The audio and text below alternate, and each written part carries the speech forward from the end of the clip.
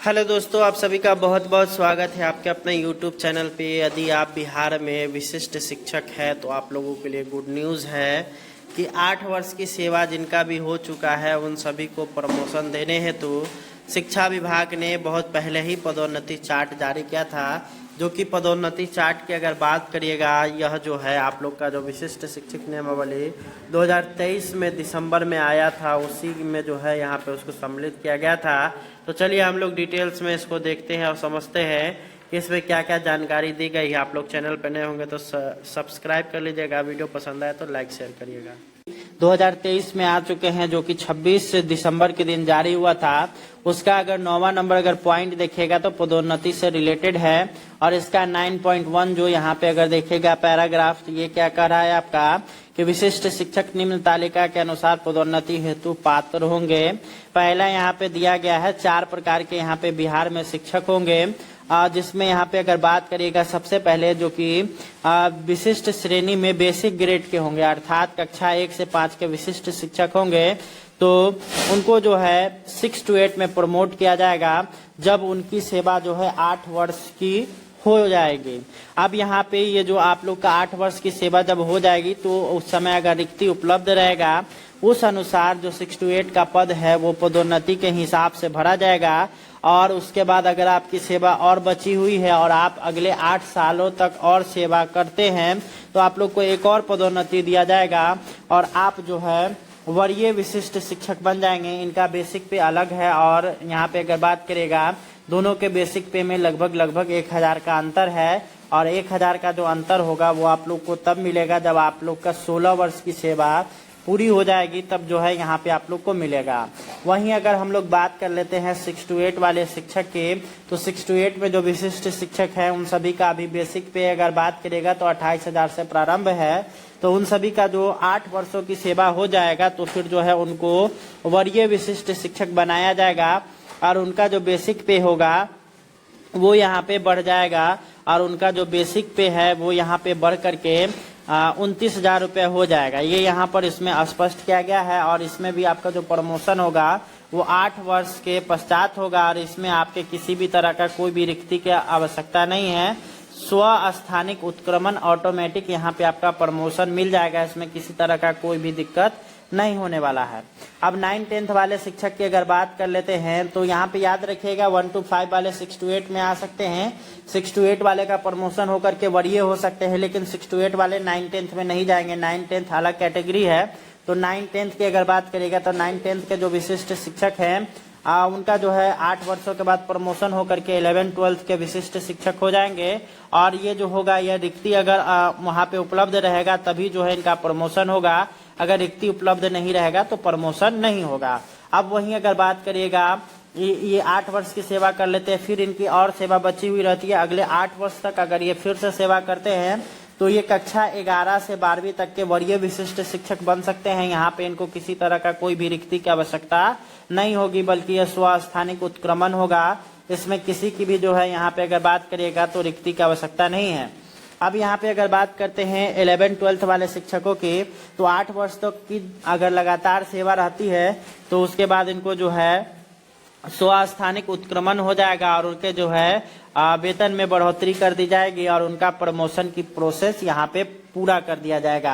अब ये यहाँ पर रही बात प्रमोशन की। अब यहाँ पे बात आता है कि क्या आप जो भी पहले से नियोजित शिक्षक बहाल हैं उन सभी को जो है उन सभी में से बहुत सारे शिक्षक ऐसे हैं जिनका 8 वर्ष या 8 वर्ष से अधिक हो चुका है, तो उनको सीधे तौर पर पदोन्नति मिल जाएगा। तो ये यहाँ पर सोचना आप लोगों के लिए इस नियमावली के अनुकूल अगर देखेगा तो सोचना गलत है, क्योंकि यहाँ पर किसी भी तरीके का आपको जो है सेवा निरंतरता का लाभ नहीं दिया जा रहा है। अगर सेवा निरंतरता का लाभ मिलेगा तो फिर जो है आप लोग का प्रमोशन के लिए आप हकदार हो सकेंगे, लेकिन यहाँ पर आपको सेवा निरंतरता ही नहीं दिया गया है, जिस कारण से आप लोग जो है प्रमोशन के हकदार नहीं होंगे। इसलिए आप लोग को 8 वर्ष तक, अगले 8 वर्षों तक अगर आपकी सेवा होती है तब जाकर के आपका यहाँ पे प्रमोशन हो पाएगा। इसमें एक और चीज यहाँ पे बताया गया है कि अधिकार के रूप में किसी भी पदोन्नति का दावा नहीं किया जा सकता है। सभी पदोन्नति उपलब्ध रिक्तियों के अधीन होगी और विभागीय नीतियों को ध्यान में रखते हुए की जाएगी। इसके अलावा सभी पदोन्नति विभाग की प्रचलित नीति के अनुसार की जाएगी और अपेक्षित योग्यता सहित पात्रता के अधीन होगी। यानी कि अगर आप 1 to 5 के टीचर हैं और अभी आप जो है आईए, आईएससी, आईकॉम किए हुए हैं और आपकी 8 वर्ष की सेवा हो गई है, तो आपको सीधे 6 to 8 में नहीं ले जाया जाएगा जब तक कि आपके पास ऑनर्स की डिग्री नहीं होगी। यानी कि आपको जो है बीए, बीएससी आपके पास जो है डिग्री होना चाहिए, तभी जाकर के आप जो है यहाँ पे प्रमोशन के लिए काबिल हो पाएंगे। नहीं तो यहाँ पर आप 1 to 5 में ही रह जाइएगा। ये यहाँ पे स्पष्ट किया जा चुका है। वहीं अगर 9-10 की अगर बात करिएगा तो 9-10 में जो बहाली होती है वो ऑनर्स और प्लस में जो है बीएड, उसके बाद जो भी उसका जो है डिग्री वगैरह रहता है वो यहाँ पे होना चाहिए। और वहीं अगर बात करिएगा जब 11-12 की तो उसमें एमए चाहिए, एमए, एमएससी, एमकॉम जो भी हो, एमए से रिलेटेड यानी कि स्नातकोत्तर से रिलेटेड यहाँ पे आपके पास कोई भी डिग्री है तो फिर जो है आप अप्लाई कर पाइएगा और उसके बाद आपका प्रमोशन होगा। नहीं तो आप जहाँ पर हैं वहीं पे बने रह जाएंगे। ये यहाँ पर इसमें स्पष्ट कर दिया जा चुका है। वहीं अगर बात करिएगा वेतन की तो यहाँ पे विशिष्ट शिक्षक स्थानीय निकाय नियमावली 2020 के तहत उन्हें प्रदान किए गए पूर्ण वेतन संरक्षण यानी पे प्रोटेक्शन का जो है यहाँ पे उनको लाभ मिलेगा। यानी कहने का अर्थ क्या हो गया कि अगर किसी शिक्षक का अगर बेसिक पे 26,250 रुपए 26,210 रुपए है अभी के हिसाब से, स्थानीय निकाय में अगर उनका जो है 26,210 बेसिक पे है तो पे प्रोटेक्शन होने के कारण उनका जो बेसिक पे होगा वो 26,210 से अधिक होगा, कम नहीं हो सकता है। ये यहाँ पर आप लोग को पे प्रोटेक्शन दिया गया है। इसके अलावा यहाँ पर आप लोग को जो है इसके अलावा इस नियमावली में प्रभावी होने पर उनका वेतन फिटमेंट मैट्रिक्स के अनुसार दे होगा। फिटमेंट मैट्रिक्स किस प्रकार का है ये चैनल पे मौजूद है, आप लोग चैनल पे जाकर के देख सकते हैं। वहां पर जो है आप लोग को पूरे डिटेल्स में बताया गया है कि आप लोग का फिटमेंट मैट्रिक्स क्या है और आप लोग को किस तरह से यहाँ पे वेतन आपका निर्धारित किया जाएगा। अब वहीं अगर बात करिएगा कि आपकी वरीयता की, तो यहाँ पर आप लोग देख सकते हैं वरीयता में आप 7वां नंबर पॉइंट को अगर देखिएगा तो इसमें स्पष्ट किया गया है कि जिला स्तर पर विशिष्ट शिक्षकों की एक वरीयता सूची संधारित की जाएगी। शिक्षकों की प्रत्येक श्रेणी यथा प्राथमिक, मध्य माध्यमिक और उच्च माध्यमिक के लिए विषयवार अलग अलग वरीयता सूची तैयार की जाएगी।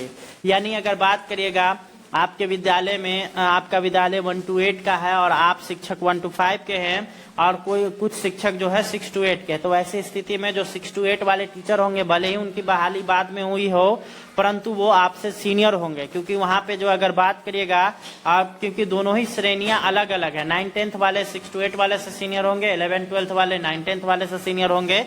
इस तरह से यहाँ पे चलेगा। अब ऐसा नहीं है कि आप 1 to 5 के टीचर भले ही आपको वेतन अधिक मिल रहा हो परंतु आप जो है वरीय नहीं होइएगा, 6 to 8 वाले वरीय हो जाएंगे। वहीं अगर बात करिएगा दूसरा कि यहाँ पे कुछ एक ही ग्रेड में, जैसे 1 to 5 ग्रेड की अगर बात करिएगा तो 1 to 5 ग्रेड में कई सारे श्रेणी हैं, जिसमें यहाँ पे अगर बात करिएगा तो कुछ शिक्षक 2006 नियमावली में यानी कि 2006 नियमावली से नियोजित बने हैं, कुछ जो है 2007 वाले हैं, कुछ 2010 वाले हैं, कुछ 2014 वाले हैं, कुछ 2016 वाले हैं, कुछ 2022 वाले हैं। तो ऐसे स्थिति में उनका जो प्रशिक्षित वेतनमान प्राप्त कर रहे होंगे उस तिथि से उनका जो है जोड़ा जाएगा और उसी के हिसाब से सीनियर या जूनियर यहाँ पे बनाया जाएगा। अगर किसी 2006 वाले शिक्षक की अगर बात करेगा कि अगर किसी का 2009 में जो है यहाँ पे ट्रेनिंग पूरा हो गया है या 2010 में पूरा हो गया है तो वो जो है सीनियर होंगे जिनका ट्रेनिंग 2011 में हुआ है, भले ही दोनों की बहाली एक साथ हुई है।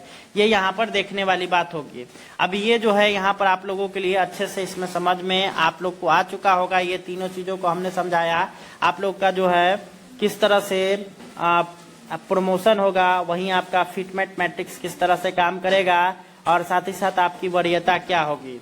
तो यहाँ पर अगर बात करेगा वरीय कौन कौन होंगे तो पहले 2003-06 वाले, उसके बाद 2007 वाले, फिर उसके बाद 2010 वाले, फिर उसके बाद 2014 वाले, फिर 16 वाले और वहीं अगर बात करिएगा तब जाकर के सबसे अंतिम में 2022 वाले आएंगे 1 to 5 की श्रेणी में। उसी तरह से 6 to 8 में जिनकी बहाली पहले हुई होगी वो आपसे सीनियर होंगे जो बाद में हुई होंगे। तो ठीक है, इसी तरह से आप लोग का पूरा प्रोसेस होगा। उम्मीद करते हैं कि वीडियो पसंद आया होगा। मिलते हैं नेक्स्ट वीडियो में। धन्यवाद, थैंक्स फॉर वॉचिंग।